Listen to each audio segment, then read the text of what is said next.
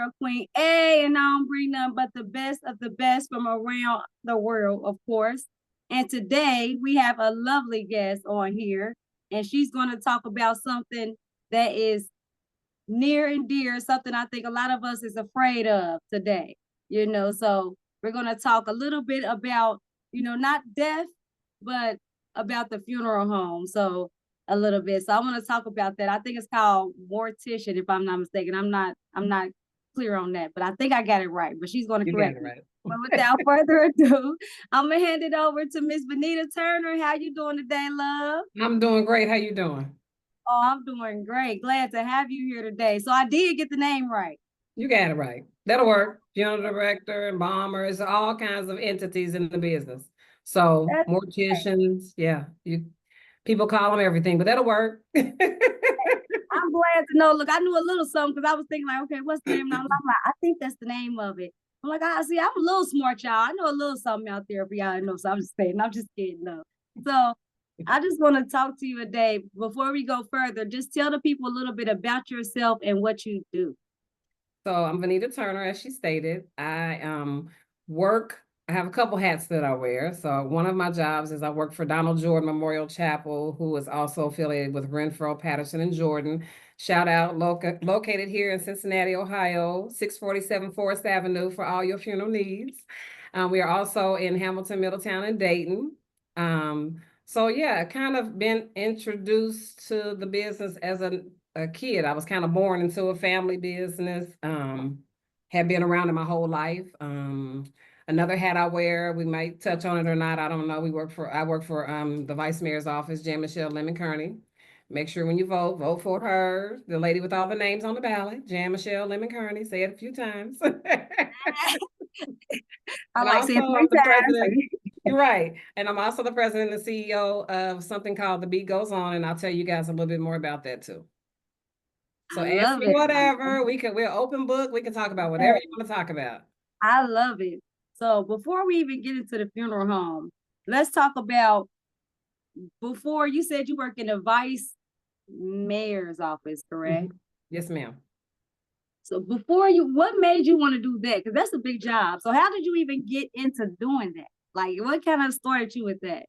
So I was not looking for a job. I think I'm the only person that jobs find me. But I think a lot of times we get comfortable in certain places. And I was at a job and I had been there for a while and it was comfortable, but uncomfortable. I knew it was time to move. And one day she called, and she's an African-American lady, for those of you that don't know, our vice mayor is an African-American woman. And she called and she goes, "Hey, Venita, my name is Jan Michelle Lemon Kearney, and I was told I need you in my life." And I said, "What?" And so I got on my phone, I Googled, I was like, who in the heck is that? And I always shade people now because I'm like, you don't know who your vice mayor is? That was me. I didn't know who our vice mayor was. So I should probably stop shading people because I was that person. That was me too. I was like, okay, this is the vice mayor. So she needed help. So she hired me as her community outreach director. So we go out into the community and we work on whatever, like each of the council members have things that they work on. So one of her things is gun violence. So she likes to focus on a couple, she does quite a few things, but one of her main focuses is gun violence, reducing it. Because as you guys know, we losing our babies daily here in the city of Cincinnati. So gun violence is out of control here. So she's working on that. And so we go out, we go to the crime scenes and try to tell people about the city does have social workers that are there as well.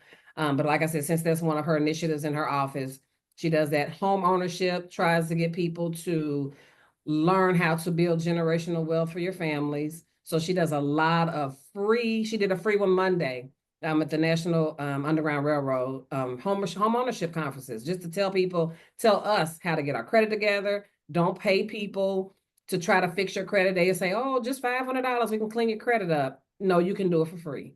So we give you all those resources. So I will tell you guys, whoever's listening, if you're in the city and you need some information regarding it, please call our office at 513-352-5205. Again, that's 513-352-5205. That is the vice mayor's office. And we can get you some information if you're interested in learning about how to clean up your credit. She's a realtor and she's a realtist. So she's part of the Realtors Association, and she's also a realtor. She's the vice mayor. She went to Harvard with Barack Obama. She's a two-time Harvard grad, actually. So she wears a lot of hats, does a lot of things. So it's really a blessing. I was really just kind of called to her office, and it's been a blessing. We get to do a lot for the community. I mean, they call us for everything. I mean, we love to be of assistance. So call us. So that's how I ended up there. She just kind of called me because I was still doing I was working in the nonprofit foundation and finding, she found out from another coworker that I had before, and she liked what I did. And so that's what I'm doing now, working in that same kind of arena. I love it. So it sounds like you're real passionate about working for the community, because all your jobs, all the ones you named, they all have to do with working for the community. Yep. So tell me about, let's go back then, because if you're very passionate about the community, can you tell us about something maybe that you've been through that made you passionate for working for the community? Or is it just something that you was born with, or you just always passionate? I think it's a gift. I believe it's a gift. And as a kid, I always hung around older people. So I would always find myself, how when you little, you hang out with your grandma and her friends, and I was always a little kid assisting the seniors. And I just loved to do it. And I mean, from the time I can remember, 4 years old, I used to catch the bus. We lived in Winton Terrace. I caught the bus of 47 from Winton Terrace, and I would go to a nursery school, and it was only a half day. I would catch the 47 to my grandmother's house. She lived on Lowry Avenue, which is off of Mitchell. And I was sitting 4 years old. I would walk to the bus stop from my little daycare because my mama had to work and my daddy had to work too. They worked day shift. And I would catch the bus to my grandma's house, and I would sit in the front and tell the bus driver to let me off at Lowry. And he would let me off and would literally sit there in that metro and watch me walk to my grandma's house a couple houses up the street. And so my grandmother didn't drive. So she was real, she would go to church all the time for everything. So she would always have a friend to pick us up, and we would be going to the store, to the church, wherever. But she would serve with her friends. So I watched them serve. So like I said, my grandmother didn't drive. So her one friend would come and get her, and we would all be in the car, and her friend that drove take people to the grocery store. And me and my grandmother were in the car as well, tagging along. So I kind of saw it. I was sitting and watching my grandmother make, I remember she would take the styrofoam egg cartons and, excuse me, she would take a hole puncher. I mean, this is like arts and crafts back in the day. I'm 55, so this was in the 70s. She would take a hole punch and put the cartons backwards. You know how they came in like blue, yellow, and pink. And we would make garbage cans out of them and donate them to people at nursing homes. So we put the cartons backwards, cut the lids off, put the cartons backwards, put a paper plate at the bottom of them, and put yarn strings and tie them together, make a cute little garbage can. And so the people at the nursing homes would have a garbage can. And she taught, like, my brother and everybody, they knew how to crochet. If you were going to be in my grandmother's house, you were going to be crocheting a square. I don't care if you were male or female, you were going to be crocheting something, because we were going to give somebody a gift. If you were going to make a pot holder, a blanket square, or something. So I can remember back, I mean, that far, just always serving and having fun doing it. It was always fun. And I can remember my pastor always saying, when you find a job that you can do and you can do it for free, that's what God put you on this earth to do. So I get such joy out of just serving. So it's all serving.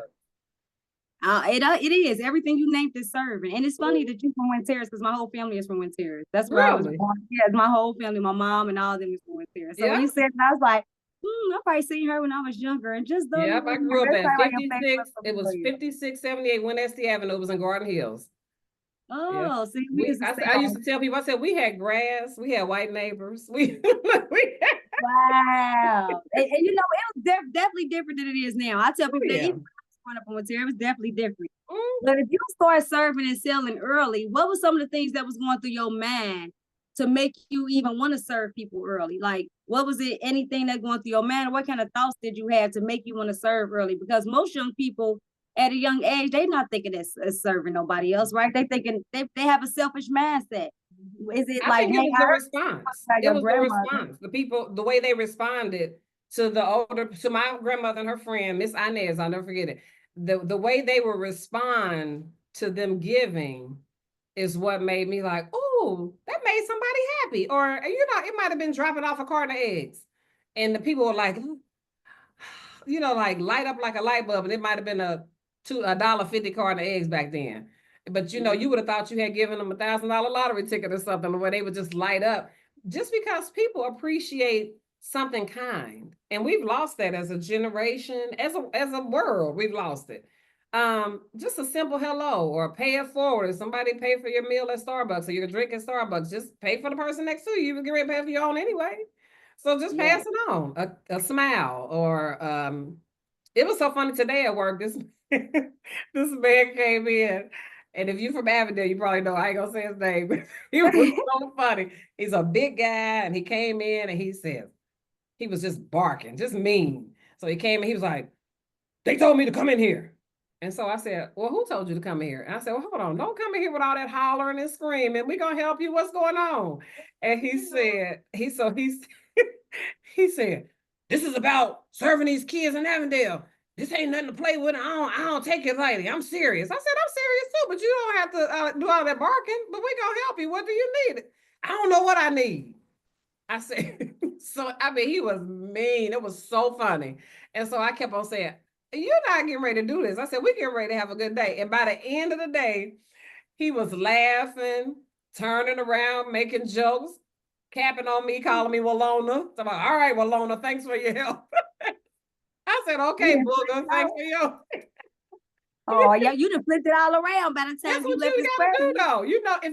It takes I mean, people always say, it takes so many muscles in your face to frown and much less to smile.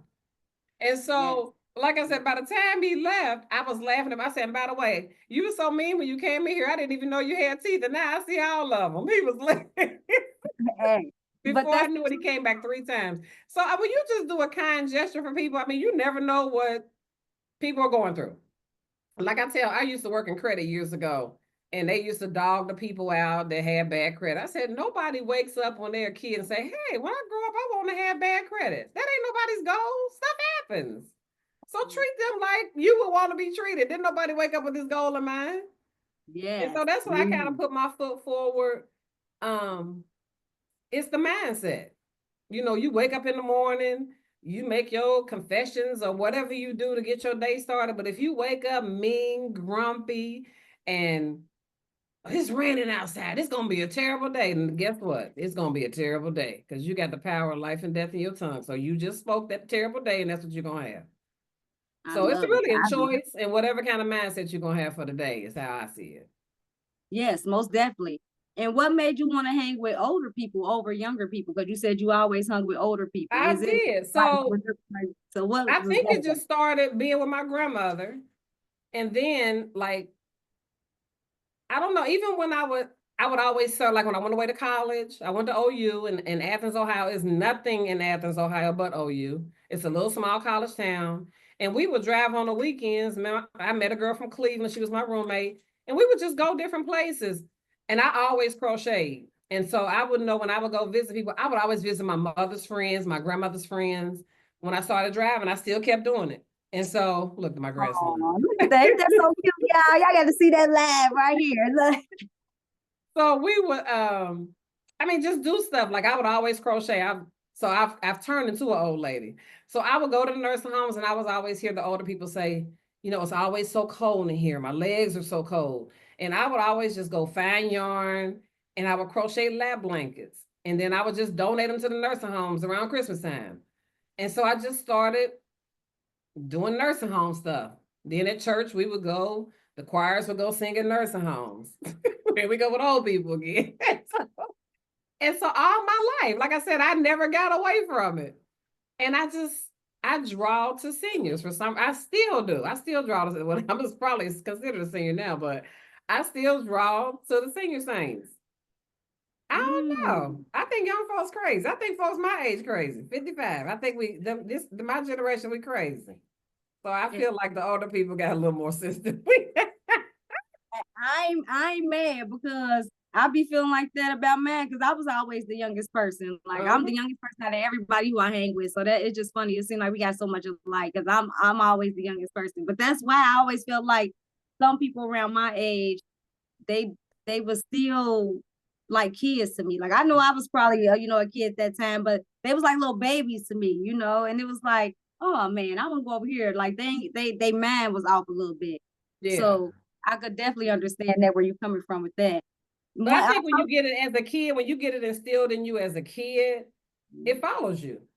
Like you see those same traits and then you pick them up. Like, you have some younger friends, you're like, she's so old. She act like an old lady. Like I got a friend they called her granny in high school because she was just that old soul. And I feel like I'm the same way. It just kind of passed on, I think. But that's a good thing to pass on. At least it wasn't nothing else nobody passed on. So at least it was that. Because when you hang around older people, you get a lot of wisdom. That's right. Come to That's you right. ahead of time than most other people your age. That's right. And that's one And thing see, I learned. even with that, when you talk about that, I don't know if you remember this, but if you old enough to remember, back in the day, old people always went to funerals. So I was always being dragged to the funerals with my grandma. And they, nobody was like, are you scared? Like my grandson, he's 6 years old. And the other day we were at the funeral home. He said, I want to go in the basement and check on the dead people. I was like, they don't need to be checked on. They fine. So fear is a learned trait. I like Fear that. She is a said, they ain't learned going trait. He nowhere. just nosy. He real nosy. Because I remember taking him, we were walking in the back of the funeral home. So we came through the morgue one day and he says, Nene, is this the hospital? And I was like, some people might call this the hospital. It was just funny to me how he associated the people on the cots with a hospital. I was like, that's interesting to see it from a kid's point of view. But he's not afraid. And so that's something that's learned, it's taught. So in my family, at the age of 16, while y'all was out having little sweet 16 parties, at 16 years old, you went, did your first removal of a body, you worked your funerals, to see if you was cut out for it. Manuel Battle said, if you flunk out of college, you going to mortuary school. Let's just see what you're going to do. So the day I got my temps, I remember that Saturday, I got my temps on a Friday. That Saturday, I was driving in the funeral. I was driving the hearse in the funeral. So everybody was going to work. So it's like, I can remember the first time he took me when we were in the basement. He was like, okay, it was on my birthday. I turned 16. He said, we went to it was Oak Pavilion Nursing Home. I'll never forget it. Over on off of Reading Road on Oak Street. And we went, picked this lady up, and we took her back to the funeral home. And I remember there were students that would come in and bomb to get hours while they were in school. And it was 2 girls. And they came over and I said, okay, don't have anybody else in the basement. Just have this one body and move the rest of them out. Cause I don't want to I need to know what's in my area, what I'm around. And so I sat on a stool and I sat there and watched the whole process. And I was like, oh, that ain't bad. It was cool. And and I'm just talking, oh yeah, that wasn't bad. That wasn't nothing. I'm big and bad. And so a few minutes later, so the lady was like laying there, her arms like this. And so her fluids hadn't set yet. And so I'm talking, and while I'm running my mouth as usual, her arm just kind of came loose and hit me in the back. Wow. I stood up, scared to run, because I didn't know where they moved the other bodies to in the basement. I done urinated on myself and just lost it all. Wow. So let me stop you right there real quick. I got to stop you right there real quick. What? I want to know, I'm just so curious because like you said, 16 years old, most people, like you said, is doing, sweet 16s. I want to know, I have to know what was going through your mind just to know that when you turned 16, you was going to have to go to a funeral home. I wasn't scared. I mean, because you knew it was coming. I mean, you just knew it. It's like when the Jewish people had their bar mitzvahs and bat mitzvahs at 13, they know it's coming at 13. You knew what you were going to do at 16. So the first time you went, what was going through your head? Walk us through what was going through your head. Since you already knew what was coming, what was going through your mind? So remember, I slept there several days. I mean, I slept there all the time. I hadn't just not been in the basement. Like he would lock us out and say, if you're not home by midnight. So it was a house behind the funeral home. And then it was an apartment upstairs from the funeral home. But he would say, if you're not here by midnight, he would put the chain on the door. And so we would just walk across the parking lot, sleep in the funeral home, sleep in the chapel. Close. So was you ever curious about not being able to go in there? Did it ever make you more curious? You know, like with kids when they No, tell you you could have can't. went if you wanted to. I just didn't have a desire to go. I mean, I was just like, whatever. Okay. I was just like, I don't know. I didn't really think about it. You So ain't when he think about it. said it, so it was, here's the funny, well, you know, I do remember when we got to Oak Pavilion and he put the lady in the car, he forgot to get a face sheet, which gives you the person's all the information. So he had to go back inside, and I was sitting in the hearse with the lady by myself, and I got scared. And I said, lady, I remember, I remember saying, lady, I'm really a good girl. Please don't do anything to me. And please don't scare me. I remember saying that because I was in the car with her by myself. And I had never been in the room with a deceased person by myself before. Right. And so I do remember saying that, like, I'm really a good girl. I'm talking to this damn woman. I'm really a good girl. You know, please don't. And so, because I'm telling you, if anybody was on here to know Emmanuel Battle from JC Battle and Sons Shooter Hall, that he didn't play. He was about 6'9" and just a big man. And he said, don't be acting all silly. You want to be grown. This is your day to be grown, you know. And so I just remember that part. But then after, you know, I was kind of apprehensive. I won't say I was scared when I got in the basement, but I was a little just like, not even really a fear of the unknown until that lady hit me in the back. And I was like, oh no, what in the world? Because I'm thinking, you dead, you ain't supposed to be moving. What happened? Right. And so what was happening in my mind after that, I said, if that didn't kill me, nothing will. That was it for the fear part, I think, after that. Oh, and now I want to talk to you about something else because I think it's like a miracle. I don't think a lot of people get to experience this part. So I talked to you before. You talked to me about you having a heart attack, right? You needed a heart. Am I correct? And you received your heart. Now, before I say this, we know how hard it is for people to get hearts, kidneys. I don't care what kind of organ you're trying to get received.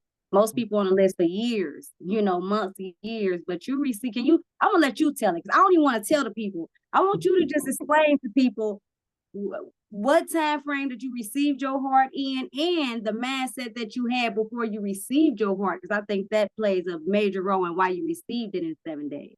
Okay. So I'm gonna take you back further. I didn't tell you this. So I've dealt with heart issues since 2012.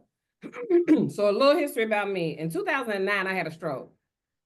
I was at work, working at Gratison McDonald Investments. I'll never forget it. Had the worst headache in the world. I had just left Benihana, and I was thinking they put too much MSG in my food. So my head was hurting so bad. Had this stroke, ended up on a cane and diapers for 6 months after that, but fully recovered. Fast forward, that was 2009, 2012, 40 years old, had a heart attack. Now, before the heart attack, I ignored all the signs because I was too young to be having a heart attack. I would go get my physicals. They were good. Might have been a little overweight. Don't take it for granted because you're overweight and you're still healthy. Okay. So 2012, I was watching TV. My friend was on Oprah, watching his episode on Oprah. And my chest started. No, before that, I was working at Children's. I was at work, had just donated blood, and was complaining because when you work at the hospital, they make you get flu shots. So I got in a flu shot, and I was complaining the whole day. Dang, that's why I hate getting these flu shots. I get sick every time I get them, blah, blah, blah, blah. So a lot of times in women, heart attacks mimic flu symptoms. You'll get flu-like symptoms. So I came home, was watching TV, and I felt like I had gas. And I kept on saying, if I could just stick my finger down my throat, make myself upchuck, I'll be okay. But if you ever think you're having a heart attack, don't try to make yourself throw up because it makes it worse. So my daughter had just gotten her license, and I walked in here and I said, I think I'm having a heart attack. She said, you want me to call 911? I said, I'll be dead by the time they get here. That's exactly what I said. She drove me to Good Sam Hospital, and they said, had I been 2 minutes later, I wouldn't have made her. Get out of my camera. She waving at you. I seen them coming. Look, I was waving. So then that happened. So then I had like I said, I was ignoring the signs. I would have heartburn, or I would say, oh, I feel this feeling when I eat too much pork. Instead of getting it checked out, telling my doctor about it, certainly it ain't happening to me. I'm 40, too young for that, right? Right. So that was that heart attack. Fast forward 2019. All week, about 4 days, I have been feeling kind of yucky. You know how you say, I don't feel good, and you might ask me, what you feel like? I'm like, I don't know, I just don't feel good. You know, you just don't feel well. So I went to the cardiologist, got an EKG, and everything came back perfect. Still didn't feel well. Stopped at J. Alexander's, got a girl at work, a salad. I had something, and I was like, y'all, I do not feel good. This was July 12th, 2019. And the last thing I remember saying was, I told them to call my husband. And they said I hit the floor. They said I fell out of my chair. So I went into cardiac arrest. Now, the first thing I had was a heart attack. Second thing I had was a cardiac arrest, where your heart, when people say you just drop dead, that's literally I did. Just like that, I was gone. My heart just stopped with no notice. So they told me I hit the floor. They said I started to seize, and then I was gone. They were doing CPR on me. I had all these cracked ribs, and I mean, you name it, I had it. So I was down for 15.3 minutes. If anybody knows, after 5 minutes, they declare you brain dead. I was down for 15.3 minutes. So they got me to the hospital. Well, I found out later that the firefighters had taken me to the hospital to be pronounced because I was gone. So they didn't have the sirens on or nothing. So they take me to the hospital to be pronounced. Excuse me. And I get to the hospital, somebody finds a very faint pulse. So they intubated me, put me on life support, and I'm gonna send you some pictures after this over. Make sure I got your phone number because I'll send you something. So they send, tell my family, you know, she has no brain activity, her liver shutting down, her kidney shutting down. If she lives, she'll be in a vegetative state for the rest of her life, but we don't think she's gonna live. So 3 days later, they extubated me, took the tubes and stuff off of me. And 2 weeks later, I was in Jamaica. They said I woke up when they extubated me, said, can I still go on my trip? Like, who is there for 3 days and wake up talking about a daggone trip? So 2 weeks later, I was in Jamaica. So another miracle. So then fast forward, November the 16th, 2023, I'm always eating. Every time I'm telling this story, every time I turn around, everything got something to do with food.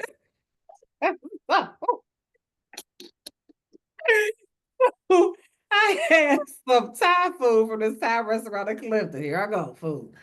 And I thought it was too spicy. So when I came home that night, it woke me up out of my sleep. Like I had indigestion so bad. And then I had like loose bowels and everything. Like my body just started to fail me. Like I started losing control of all my bodily functions. And at first I just thought that food was too spicy. And so I kept on getting up, and then it got so bad. So I took a nitroglycerin tablet, and I took 2 of them. And then I told my husband, we got to get out of here. Call 911. And I get to the hospital. I'm in and out. I'm in the car. I'm in the ambulance rather, fussing at the people because they driving crazy. Because I didn't realize until recently when they were here and was put the EKG things on me, I've had a very, very faint EKG sip. So my heart was stopping then. So I was going in and out. So that was called a massive heart attack.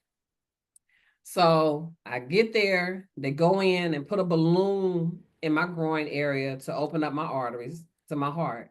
By the time I get from surgery to the ICU, the balloon bursts.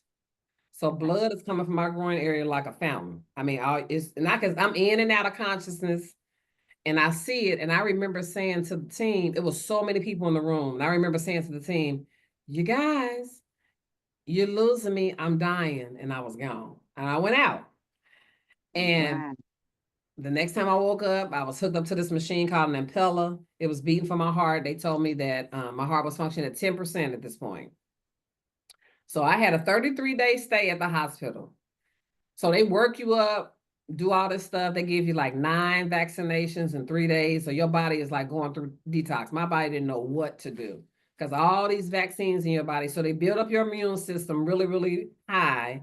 And then they shut it down when you get your transplant. So then that's why you're immunocompromised. So now I'm a year out. I got all that done. And let me rewind and take something very important I want to make sure everybody hears. I wish I could see a raise of hands to see how many people know your blood type. You know your blood type, Queen? Who, Mass? I only know my blood type because I was in school. So I got the Oh, like the okay. regular, I got the AB, everybody mostly got, so Okay. So I'm O positive. So I can yeah, give I heard you anybody, say that. yeah, I can give anybody, but I can't get anything. So Hmm. it's hard for me to get stuff I need, but I can help everybody. So, um, so I get there and they're like, it's other people in the hospital that have been there for months waiting on hearts. Like some men had brought in 55-inch screen TVs, set up PlayStations and stuff because they had to come their home while they were waiting. So I was hooked on this machine called an impeller, beating for my heart, and I could not leave the hospital with it. I had to have a heart. I would have had to stay there until I got a heart or until I died. So they, like I said, they did all my workup. I got on the list, and then they tell you you only stay on. It's called UNOS. It's the list for organ donations. You only can stay on this list as critical for 7 days. So after 7 days, your doctors have to go back in and like reapply for you to be on it. So my Wow. 7th day was on a Friday, and so the doctors were saying, "Well, the good thing about this is they're not gonna check it on the weekends, and so that'll buy us till Monday." So hopefully we've got a chance if we can get a heart on the weekend, we'll just reapply again on Monday. Because I was number one because my heart function was so low. Right. So I was within 1 hour of getting kicked off the list, and I got 3 hearts. Wow. Yep. So I don't remember any of this, but this lady, I went to this Network for Hope breakfast couple weeks ago, and this nurse came over to me. She says, you know, you told me the day before you got your heart, you said, I'm gonna get a heart tomorrow, watch and see. I said, yes. Yeah, you did. She said, and I looked at you like you were crazy. She said, and the next day you got a heart. I said, wow. I said, I don't remember. And so she said, the whole time I was there, she was like, we all just talked about you because you would speak stuff and it would just happen. And so I was laughing because I would tell them, because the doctor told me to put my heart in. He said, he kept coming to my room after he put my heart in. And when you're in the hospital, you can't find a doctor. But this Right. dude was in my room like 3 times a day. I was like, did you do something wrong? Am I getting ready to die? What happened? Why you keep coming to my room? And so he looked at me, he said, who are you and where you come from? I said, what are you talking about? He said, you got in the operating room and you told me that I was gonna have multiple. He said, no, he said, you told me I have multiple hearts for you, but one is gonna be perfect. He said, Venita, I have 3 hearts for you. He said, but the one that I put in was perfect. He said, it slid right in and started to beat on its own. Now, mind you, this heart been traveling on the airplane for an hour and a half. And he Mm. said, I do remember telling this, when I got there, they said, you're either going to get a LVAD machine or you're going to get a heart. I said, I'm not going to get an LVAD, I'm getting a heart. And they said, well, you don't get to decide. We decide what's best for your condition. I said, whatever. I said, you'll see on Wednesday when y'all go talk about me, I'm going to get a heart. And I said, it's going to come Mm. from a white male who lives about an hour or hour and a half away. Maybe he lives in Indiana. And so I'm telling you, they were looking like I was crazy. So I got a heart of a white male, and it took an hour and a half flight. So I was wrong on that. He didn't live in Indiana, but it was an hour and a half flight to get here. And so man was Wow. like, the doctor said, I don't understand how you do all this stuff. I said, I really don't know. I said, but I do know sometimes God give me stuff. He just don't let me in on it because I'll screw it up. So he was laughing. He was like, this is crazy. I put in, I don't know how many hearts, and here you come just telling me how to do my job. So out of all of that, though, it was so funny because, like I said, 33 days in the hospital that really could have been the worst 33 days of my life. Mm. I had to make sure that my mental capacity was on point, because they come in there and they tell you, oh, you're going to have this heart transplant and 3,627 people have died from it and one person lived. I don't want to hear that, because I'm the kind of person that I'm going to focus on that one person that didn't make it. Now, you done Right. told me 3,000 and something lived, but I'm going to focus on that one that didn't make it. And that's where my mind going to stay. So let's talk about that for a minute. Can you tell us what kind of things you told yourself to keep yourself from thinking about that? Mm-hmm. When I got there, I clearly heard God tell me, you are on assignment. Mm. And I was like, hmm. And so he says, I'm going to baffle the doctors. And I'm telling you, now I'm a believer and I Yes, ain't ma'am. all super deep religious carrying on. I don't do all that. But when I get to this hospital, it's like you and I are talking, and he's talking to me. And he said, you're on Yes. assignment. So I'm fussing with him while I'm there on this impeller machine, like, dude, you can baffle these doctors by making this machine go crazy. Like, it's a miracle. She don't need a heart. He said, yeah, I can do that, but that's not how it's going to work. I'm not kidding you. So many of those doctors, it was one out of the whole team. This heart team is so many people. It was one lady that was not receptive. You know how some doctors think they got it. I said, Right, you need to look at your license on the wall. It says you're practicing medicine. You're not God, you're practicing. He's doing the work, you're not. And she did not like my response. So, needless to say, I love her boyfriend. Her boyfriend is who put my heart in. I found out that's his girlfriend. I told him, I said, oh, I said, she don't like me. He said, yeah, she speaks very highly of you. I said, she was my BFF when I first got to the hospital because she was from Germany and I took 13 years of German. So she and I used to talk German to each other. I said something about what God said one day and she went off. She was like, that is not the way it works. Do not get your hopes up and da, da, da, da. She just started going off. And I laughed at her. I said, take it up with him. He said it, I didn't. And she never came back to my room. That is crazy. Ain't that crazy? He never came back. So the day I was leaving the hospital, I was like, her name was Dr. Freund, which is friend in German. I used to say, Dr. Freund, where you been? I ain't seen you. And she's like, oh, they don't like us to come into the patient's room after transplant. And I was like, well, they all been in there. All they did was put a mask on. Why you can't put a mask on to come in? I was like, but it's all good, whatever. Aww. And so she went on and she was not having it. And so it was just interesting to me because I really feel like when I was in the hospital, it was like I'm looking through this window at it happening to somebody else. It was like it wasn't me. Right. It was weird. Like it was an out-of-body experience. Like it really was not me. So I wasn't scared. Like I'm so slow sometimes. I would try to make myself scared. Like make myself worry. Like when you're going through something this major, you should be scared. I mean, it's natural. You have to get a whole organ. Like that ain't normal. You should be concerned or something. Right. Because I would tell them when y'all found out I get a heart, give me some anxiety medicine. Go give me some Ativan and then tell me. Don't come in here and tell me, and because I'm gonna freak out and lose it. And I definitely understand that. It was crazy, right? So I said, okay, so I just had to tell me. So like I said, that was my first word of peace was that I was on assignment. And so then I had to tell myself, you know what? We're gonna stay in a place of positivity. No negativity in here. And I say that on a daily, like I don't deal with a whole lot of folks and negativity, family members included. I don't want all that energy.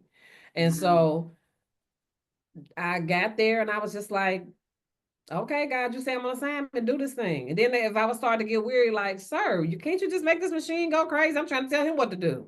And so, and then when it didn't work the way I thought it should have worked, I was just like, okay, just go through it. And they would say, you make this look so easy. But I wouldn't listen. They would laugh because the first person that came in and tried to give me all the information, he looked at me after about 10 minutes of talk and he said, I lost you, didn't I? I said, yeah, about 5 minutes ago. I said, I don't hear all that. I said, tell my husband I don't want to hear it. He said, well, we have to tell you. I said, tell him I don't care. I don't want to hear it. I said, because I'm going to live and I'm going to get a heart and it's going to be successful.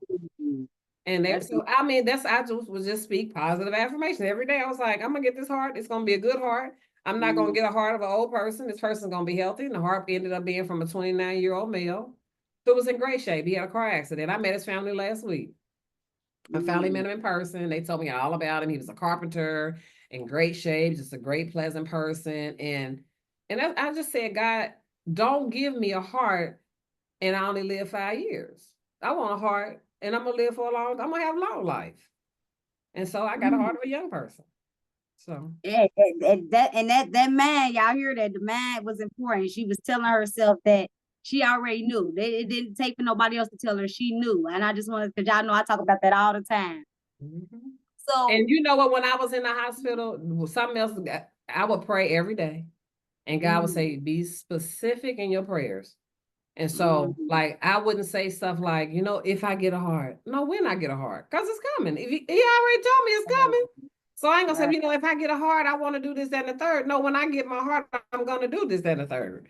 Instead of saying if, kind of leaving room for error. No, we doing this. We gonna get this heart.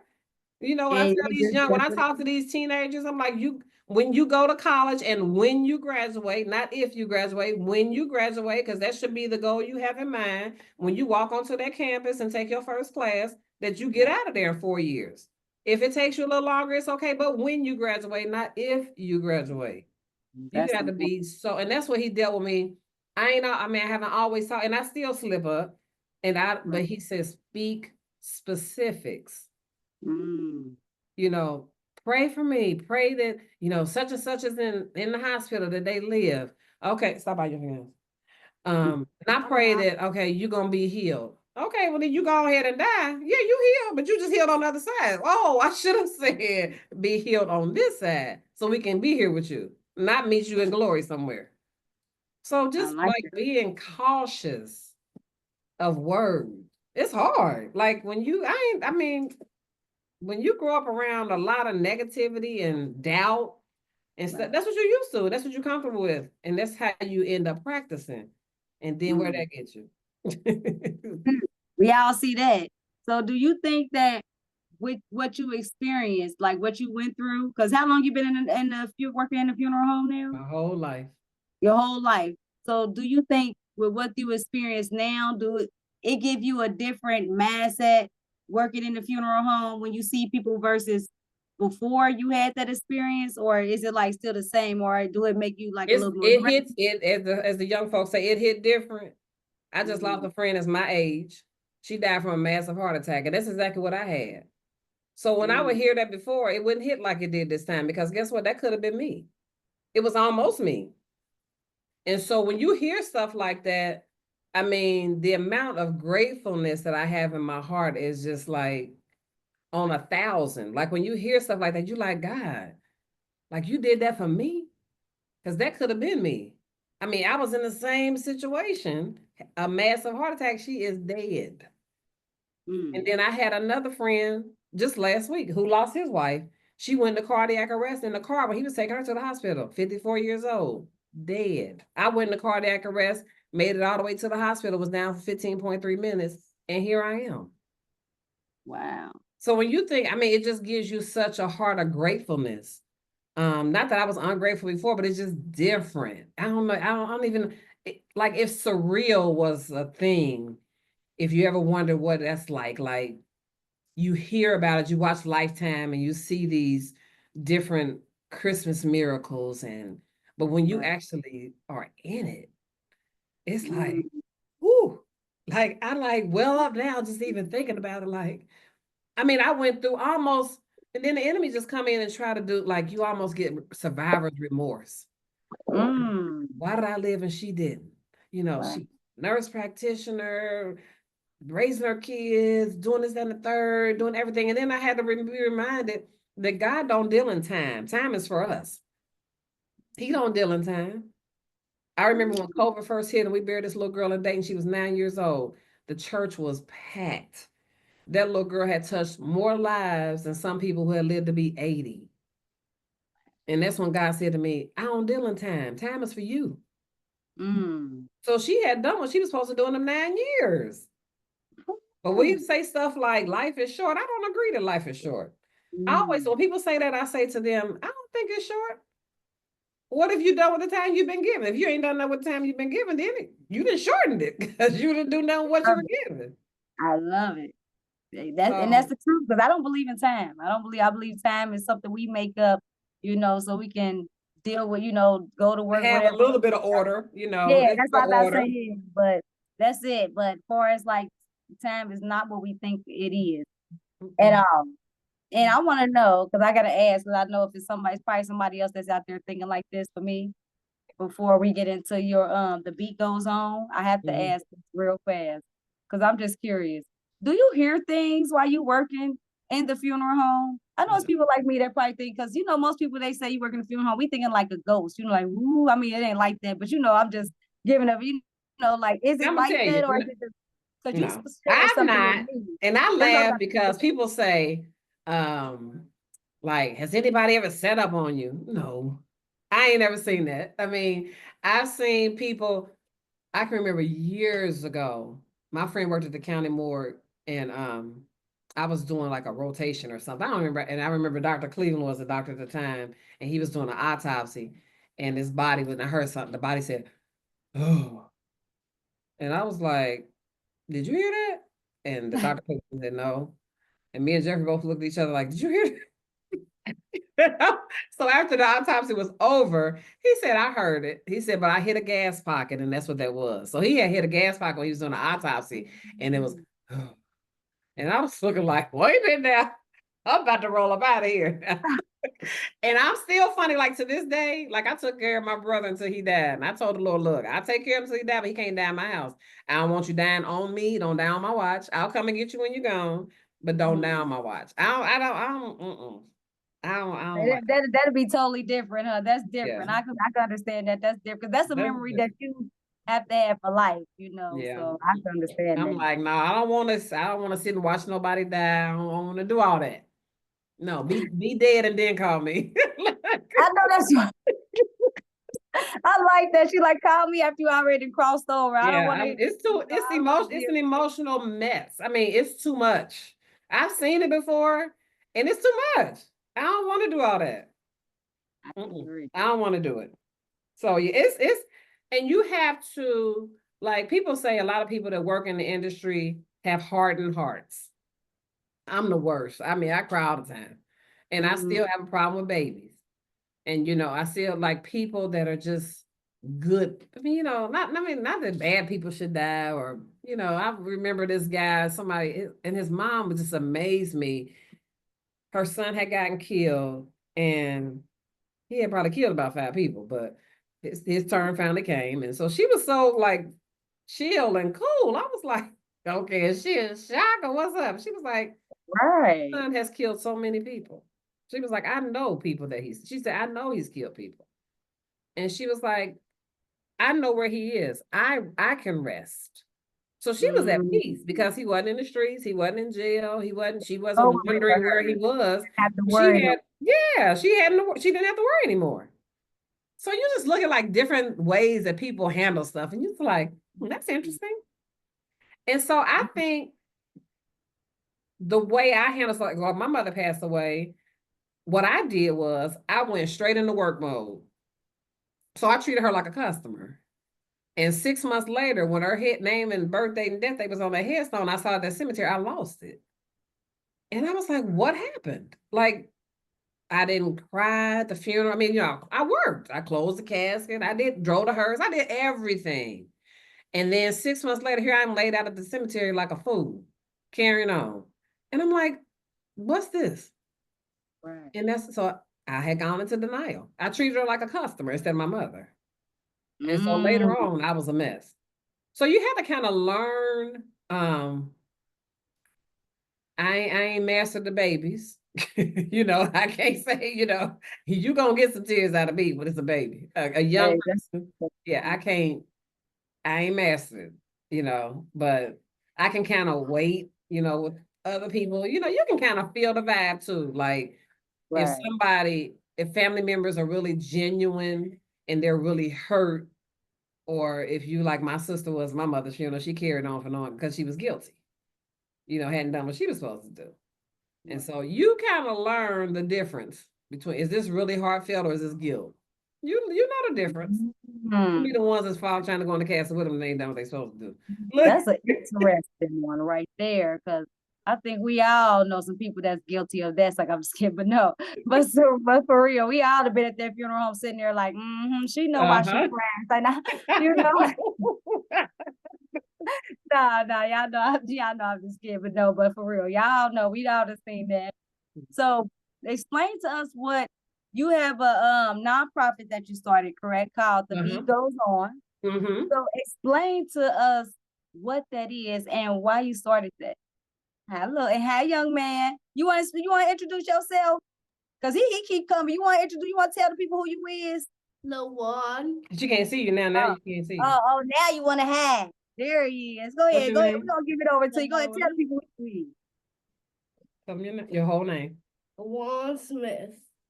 Okay then. Hey, nice to meet you. What you want to be when you grow up? We gonna put you on there now. We got to interview now. We gotta give you a question for a second. Firefighter. Oh shoot. That's a great awesome. one. Hey, hats off to you, Mom. That was a great answer. That's what, that was a good answer. Yes, I wasn't expecting that. You don't hear a lot of young men say firefighter, so keep And we doing need that. them We gonna too. need- I was about We to say got 52 neighborhoods in the city of Cincinnati, predominantly Black, and we don't have enough Black firefighters. So if anybody out there is looking for a job, the city of Cincinnati is, I'm recruiting for everybody. Okay, no, for real. Wait a minute, No, for real. the city of I- Cincinnati is they're recruiting right now for firefighters and police. Because the application process, we're not getting African Americans, and we need them because again, out of the 52 communities that we have in Cincinnati, we need us. We need some Black firefighters and police officers. Yeah. Yes, we definitely do. See, look, I knew it was a reason why I asked them. Look, so now y'all know if any firefighters out there, if you want to inspire, if maybe you ain't thought about it, but now you're curious, still reach out. You know, so this is still the time to reach out. So explain to us about your nonprofit and why you started it. 3 more minutes. So I started this.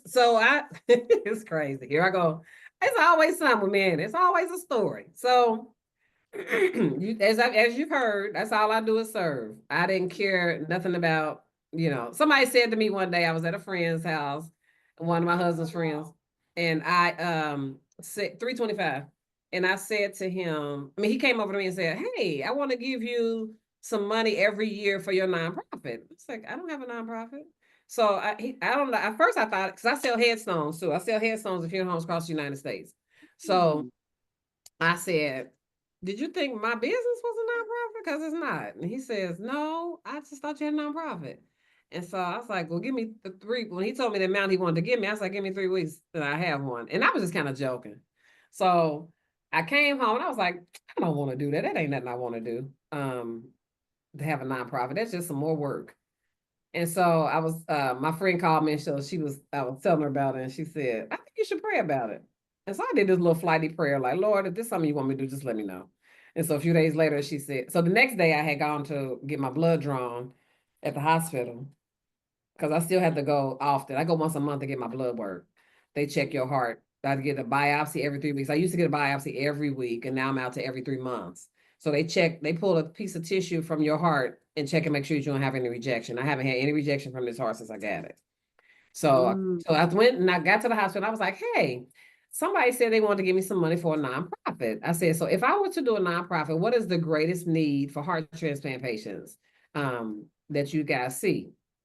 And they said housing, because so Christ Hospital has only been doing transplants for 2 years. So I was number 18. It was just 2 years in November. And so they said a lot of times when they get people that come from like Louisville, Dayton, Columbus, Cleveland, they have to take on the expense of a hotel fee because you're at the hospital like 3 to 4 days a week, 3 or 4 times a week after you get your transplant. So of course they can't drive back and forth to Louisville and Columbus 3 or 4 times a week. That would be crazy. And then the expenses of the hotels gets to be a bit much.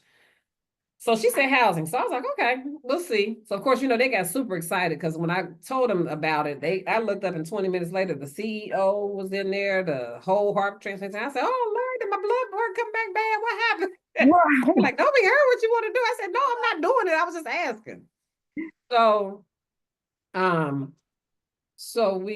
he telling somebody to be quiet while he talking loud. You don't hear it. So I said, plus I do a little research. And so I'm when it's something that I don't really want to do, God know I'm hard-headed. So he almost got to come down here and tell me himself to do it. So I was at this event with Jan Michelle, and I'll never forget, it was at an Alicia Reese event. Hold on one second. Jayla, would you look at that cake? It's in the oven. Just put toothpick in there. Okay, sorry. And so we were at Alicia Reese event, and this lady, she said, "Hi, my name is Jackie Taggart Boyd." And I was like, I said, "I know that name." I was like, "I think I talked to you on the phone." And she said, "What's your name?" I said, "Venita Turner." I said, "I work in Jan Michelle's office." She was like, "Oh yeah, I talked to you." Blah, blah, blah. She's like, "But you've been off work." I said, "Yeah, I have." She's like, she said, "I know you, I think you had she said, you have open heart surgery?" I said, "I had a transplant."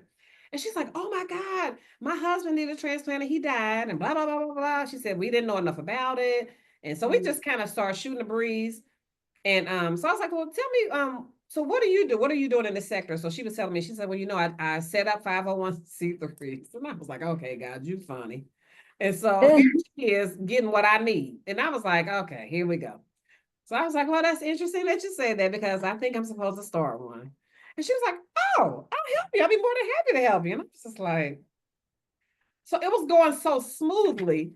I mean, I gave her my information and then I didn't hear from her no more for like a week and a half. And I was like, okay, she's shady.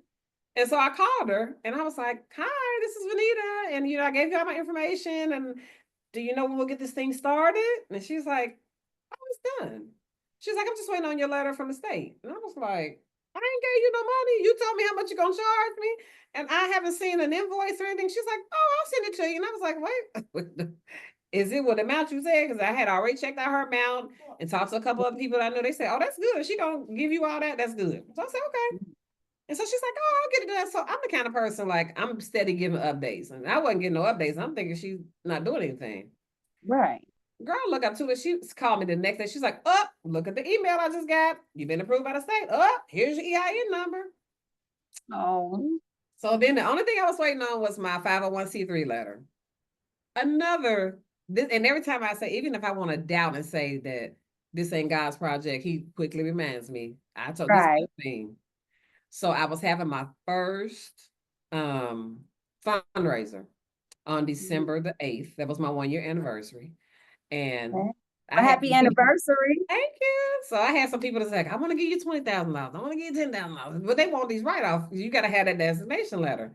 So they did tell me, I mean, I had a backup plan. Like if I hadn't gotten a letter in time, I was going to send them to the Great Cincinnati Foundation, have them put it in the donor advised fund. They were going to hold it until I got my letter and then I would get it. But I would get less because they're going to charge a fee at the Greater Cincinnati Foundation. Either way, I would have got it, but I would have gotten less. So I want all the money. So I called the IRS on a Thursday and I was like, I really need this designation letter. And she was like, oh, it takes 190 days and we're behind, so you won't have it. And I was like, she said, the only way you can get it, she gave me all these scenarios that I could do. If somebody's going to give you $100,000 and they're stopping you from getting a house or something, then maybe they can write a letter and this, that, and the third. I said, Lord, you said this was your thing. I need that letter. And so she said, so that was on a Thursday. So Monday, right after, so I had my fundraiser on that Sunday, and I'm freaking out now. Again, I don't have this letter. So this guy who I had no idea who he was, he came and I was asking people like, how did you hear to come? And they were like, oh, I saw it on the news because the news had done the coverage of it. And so he came and he was like, I want to give you this amount of money and I work for this company and they'll match whatever I give. He gave a nice little hefty sum and his company matched it. So the company sent me this letter and they said, hey, you know, we want to match this gift that they gave, one of our employees gave, da, da, da, da. We just need your letter. And I was like, God, I did not have this letter. I'm going to miss out on this money. And so I had written this long email responding to them. Rio, could you take that out for me? I'm sorry, you're going to kill me. I know you ain't never doing a podcast. Oh, no, you was okay. You was all right. You was okay. I was steady typing this long email, you know, tell them, thanks so much for wanting to match. I don't have my letter yet. And I was like, that sounded like this could be a little shady company if you give all this information. You know, people be a little skeptical.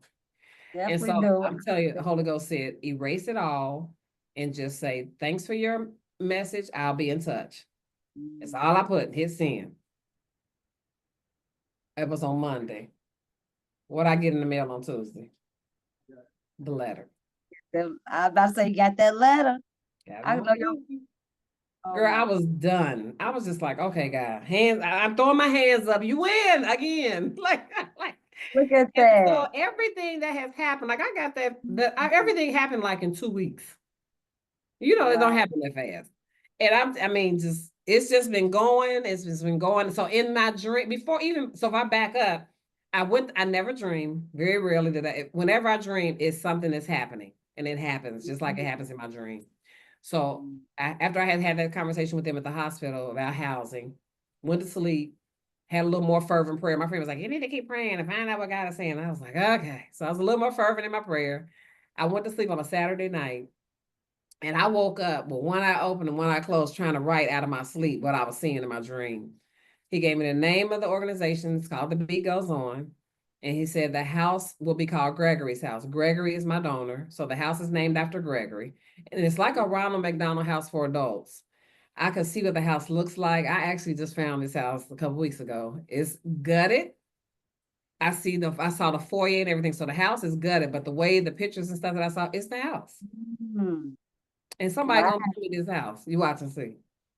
Oh, they definitely is, because you said they is. I believe it. See, I believe it.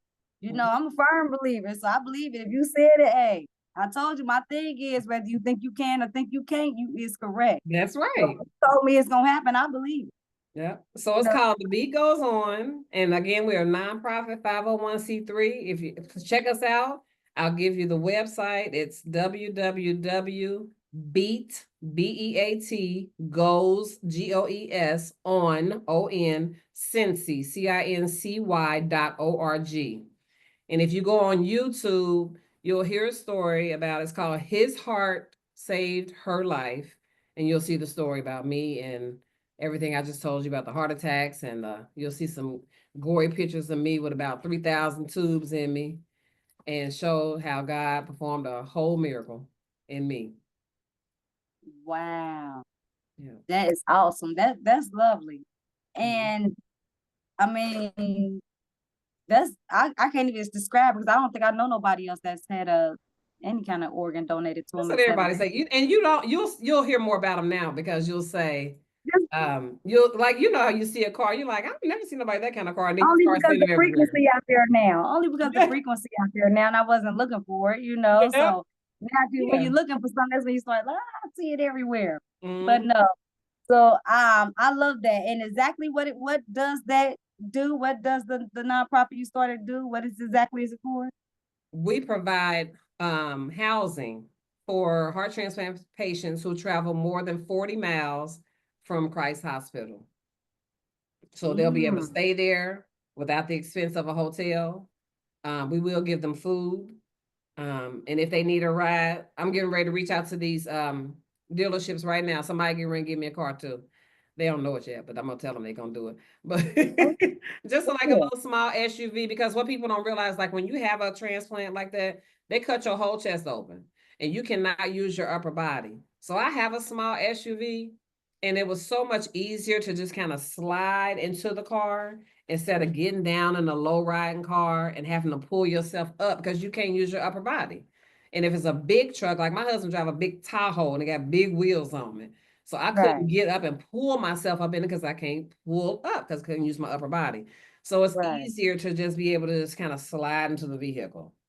So I'm gonna reach out and have someone donate like a little small SUV to The Beat Goes On.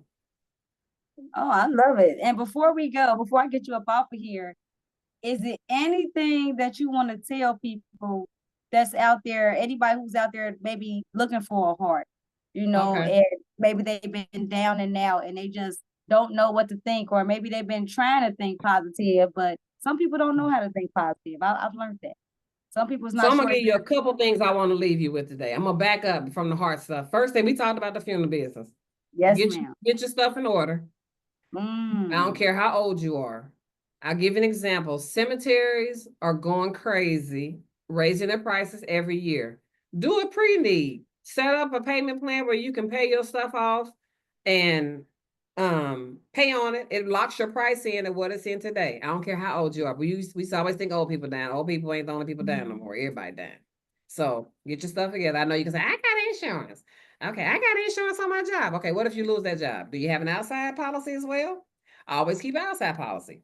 Get you a policy, $5,000, $10,000, and make the funeral home the beneficiary. So that way you know it's taken care of. But don't leave your family with the expense. If you've ever sat at the table, made funeral arrangements, it's the hardest thing you'll do, because you got to stay level-headed. Always take somebody with you that's going to treat you fair. And that's one thing I say at Donald Jordan Memorial Chapel, Renfrew, Patterson, Jordan. We ain't trying to bend you over and do you in, because we've all stood in those same shoes. And you know, leave your feelings at home. You can't show everybody how much you love your mom and your daddy by buying a $40,000 casket, because don't nobody know how much it costs with us. Okay, Right. So that's my little tidbit on that. Get your affairs in order. Again, the little work policy ain't enough, because if you lose your job today, it's gone. Have an outside policy too. Now, about the heart stuff. First thing I want to say is know your blood type. Second thing I want to say is become a donor on your license. Go to Google license, how to become a donor. They'll tell you how to do it. You can do it online. You don't need to take your organs with you. You did. Help somebody. Become a donor today. And I used to always, it's always been on my license because I thought it was the nice thing to do. Like, and I always said, I'll be dead, so I don't need it anyway. But we, as Black folk, we don't donate. And it is so hard for us to get organs. It's so hard for kidneys, liver, tissue. Like if somebody have a car accident and they need tissue, like facial reconstructions and stuff like that, you still got to match. So donate. Just put it on your license and make sure your family knows. Because that's another thing. Like when Life Center comes, they call it Network for Hope now, but they used to be called Life Center. And they come in and they'll tell, if you ever go to a Life Center event or Network for Hope event, they're gonna tell you about Icky Woods. When Icky Woods' son died, they had just got his license and they didn't know he had put on there he'd be a donor. And you know, Life Center come in, time is of the essence when you're an organ donor too. So they don't have no whole time to be sitting up here. You know, we as Black folks, we love to have the body in the room for 5-6 hours. We gonna wait on such and such to come, somebody to come up here and see you dead. No, they got to, because your organs they're only viable for a certain amount of hours, and then they're not good. So they say Icky Woods cussed some people out so bad it was awful because he didn't know. And you know, they like, okay, can you move so we can get your son's organs so he can save some lives? And they like, wait a minute, we wasn't ready for all this. But that's what he put on his license. You have to make sure that your family knows. I mean, it makes it easier for them because if they don't know, it's a shocker. Because Life Center coming in like gangbusters, like, hey, we need to eyes, them corn. They first got great corn in. Let me get the, you know, they're like, can I just have a moment? They're like, we ain't got a moment. We got to get them out of here so somebody else can see. So do that. And I mean, that's really the main thing. Like, if you need organs, another thing, Black folks, I see a lot of us that need kidneys these days. So just get tested, get matched, donate blood. They giving away everything. Y'all love these bingos. They always give away bingo tickets, bingo shirts, or you know, they give you stuff for donating. It don't hurt.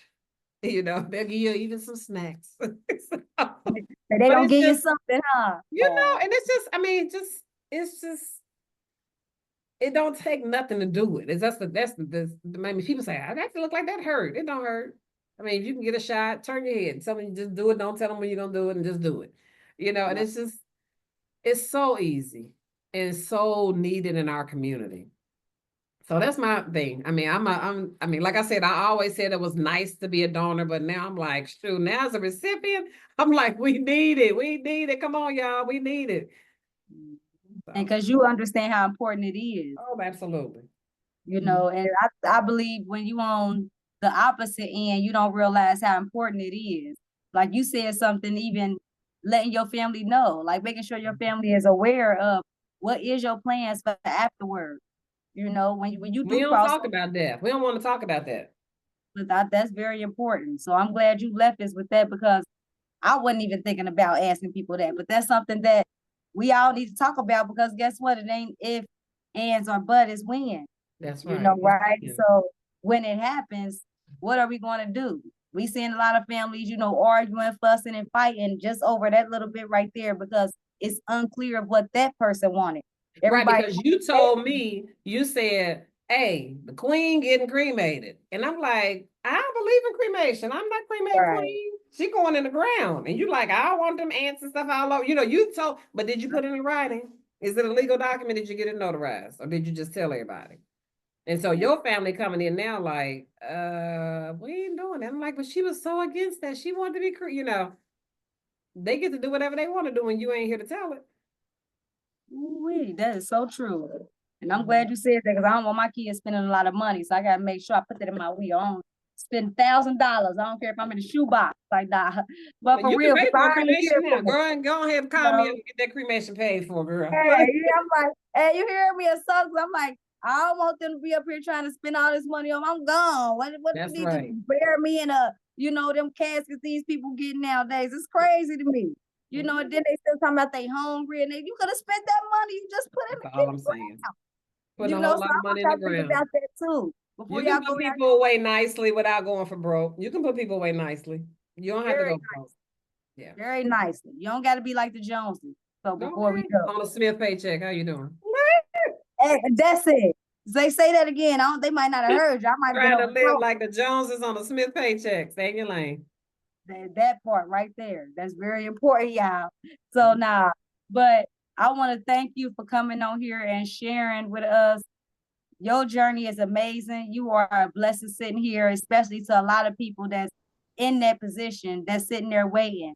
You know, even for some people who's losing hope, you who might not have had that man frame, you just actually explain something to people like, hey, Yeah, first you tell gotta switch yourself, gears, switch your mindset. It's you all know, it's and now I used to tell the doctors, I said, this is some Jedi mind trick stuff over here. They was like, what do you mean? I said, this is the craziest mind game I have ever gone through. Like I said, from the all those daggone vaccinations to your body. I mean, I feel like I was a crackhead in detox. Your body is all over the place. They doing everything to you. I mean, you a human pin cushion. You like, am I gonna die? Am I gonna live? Am I gonna no? You gotta tell your mind, this is what we going with. and that's it. And You this shall was gonna have happen. what you say. And if it's life that you say you're gonna have, then it's life that you're gonna have. And that's it. And that's it. And with that, we gonna be out of here. I want to thank you again. And y'all already know how I'm about to end this. Y'all already know from all over. If don't nobody else love y'all, y'all already know. Queen A does. And thank you again for joining us. Thank you. I love you. Bye-bye. You're welcome.